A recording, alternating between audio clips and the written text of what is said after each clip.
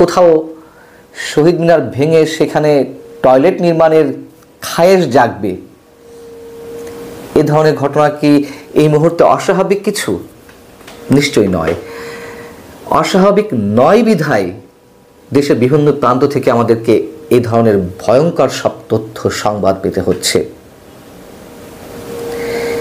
21-এর গভীর রাতেই কুমিল্লার চৌদ্দগ্রাম উপজেলার গুণবতী ডিগ্রি কলেজ ক্যাম্পাসে যে শহীদ মিনারটি ছিল সেটি ভেঙে ফেলা হয়েছে। প্রথম প্রহরে যখন কলেজটির শিক্ষকেরা এবং স্থানীয় বিএনপি নেতাকর্মীরা শ্রদ্ধা জানিয়ে চলে গেলেন, তারপর গভীর রাতে রাত 2টার দিকে বিকট শব্দে শহীদ মিনারের 3টি মিনারের 2টি মিনারই ভেঙে ফেলা হয়। আবার এদিকে যশোরে ঘটেছে আর এক ভয়ঙ্কর ঘটনা, যদিও তা কয়েকদিন আগের। এই বিষয়টি প্রকাশ্যে এসেছে একদিন আগে। যশোরের মনিরামপুর উপজেলার কামিনীডাঙ্গা মাধ্যমিক বিদ্যালয়ের শহীদ মিনার ভেঙে সেখানে টয়লেট নির্মাণ করার দুঃসাহস দেখানো হয়েছে। মনিরামপুর উপজেলার 2টি স্কুল পাশাপাশি, একটি হচ্ছে কামিনীডাঙ্গা মাধ্যমিক বিদ্যালয়, আরেকটি হচ্ছে কুশারিকোনা সরকারি প্রাথমিক বিদ্যালয়। এই 2 বিদ্যালয়ের মাঠ একই, কমন মাঠ। সেখানে 30 বছর আগে একটি শহীদ মিনার নির্মাণ করা হয়। এখন কুশারিকোনা সরকারি প্রাথমিক বিদ্যালয়ের প্রধান শিক্ষক সহ আর একজন শিক্ষক, 2 শিক্ষক, তারা কি এক গায়েবী নির্দেশে বা কি কারণে কেন জানি তাদের মনে হলো যে এখানে টয়লেট নির্মাণ করতে হবে। এটা তো ঠিক নয়। শহীদ মিনার আবার কিসের মিনার? এটা কি কাজে লাগে? অতএব এখানে টয়লেট নির্মাণ করতে হবে, টয়লেটই সবচেয়ে ভালো কাজ। তারা উদ্যোগ নিলেন গত 15 জানুয়ারি শহীদ মিনার ভেঙে সেখানে টয়লেট নির্মাণ করার। তো যখন কামিনীডাঙ্গা মাধ্যমিক বিদ্যালয়ের শিক্ষকেরা বা শিক্ষার্থীরা বাধা দিলেন, তারা শুনল না, ভেঙে ফেলা হলো। পরবর্তী তারা সবাই মিলে লিখিত অভিযোগ দিল ইউএনের কাছে। ইউএন বিষয়টা আমলে নিলেন, মামলা করা হলো, 2 জনকে আটক করা হলো। তার মধ্যে একজন আবার হিন্দু শিক্ষক। এখন হিন্দু শিক্ষক হয়েছে বিধায় তিনি অন্য কোনো আদর্শ বিশ্বাসী হতে পারবেন না তা তো নয়। আমরা তো জানি অনেক হিন্দু ধর্মের মানুষরা আবার কত কি সঙ্গে জড়িত। যাই হোক, সে বিতর্কে না গেলাম। আবার এর মধ্যে কোনো ষড়যন্ত্র আছে কিনা আমি জানি না। তো তাদেরকে আটক করা হলো। আটক করার পরে যখন আদালতে সোপর্দ করা হলো, তাদের 2 জনের জামিন মঞ্জুর হয়েছে গত 2 দিন আগে।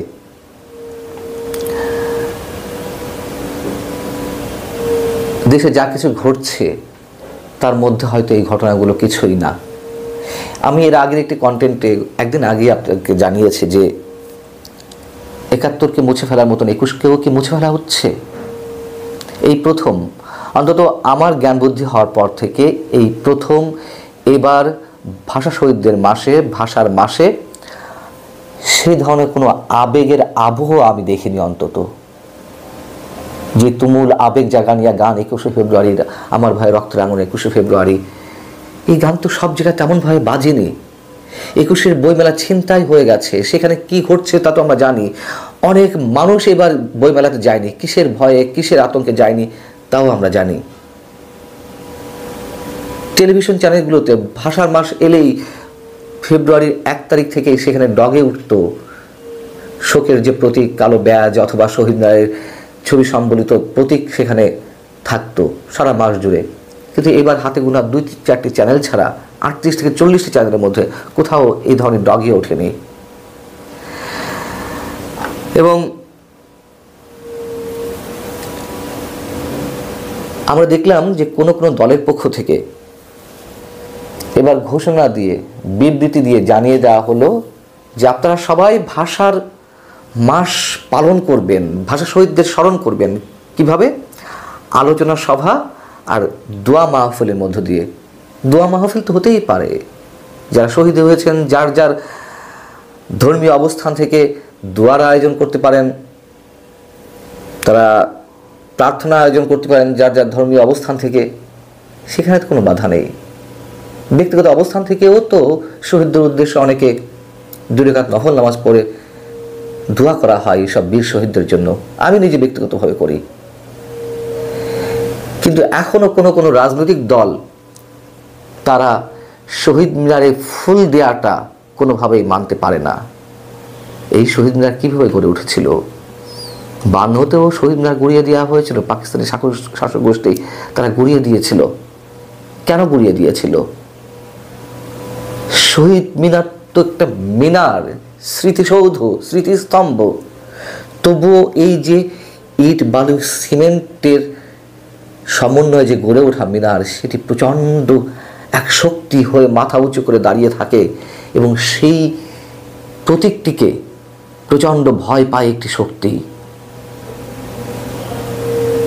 তারই এক নতুন নমুনা আমরা দেখছি নতুন করে। যা কিছু ঘটছে 71কে ম্লান করে দেওয়ার, 24শে গণঅভ্যুত্থানকে এই মানুষেরাই বিতর্কিত করেছেন যারা 71কে ছাপিয়ে 24কে স্থান দিতে চান। তাতে কি লাভের লাভ কিছু হচ্ছে? মানুষের কাছে তাদের গ্রহণযোগ্যতা কতটুকু বেরোচ্ছে? এবং যারা 24কে সবার উপরে স্থান দিতে চায় তারা এখন বাধ্য হয়ে আবার মিউমিশরে মুক্তিযুদ্ধের বয়ান দেয়। এটাই বাস্তবতা। কিন্তু তাদের এই বয়ান তো নিশ্চয়ই মনে প্রাণে থেকে নয়।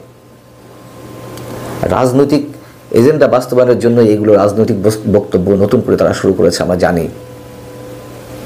কিন্তু এই যে দুরভিসন্ধি, এই যে আমাদের অস্তিত্বের শেকড় নিয়ে যে খেলাগুলো চলছে, যে চক্রান্তগুলো চলছে,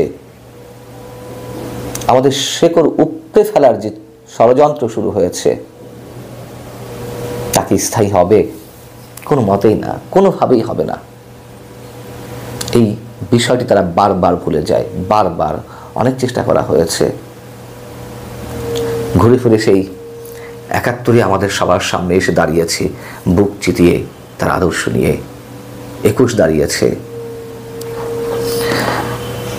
আল্লাহ হাফিজ, ভালো থাকুন সবাই।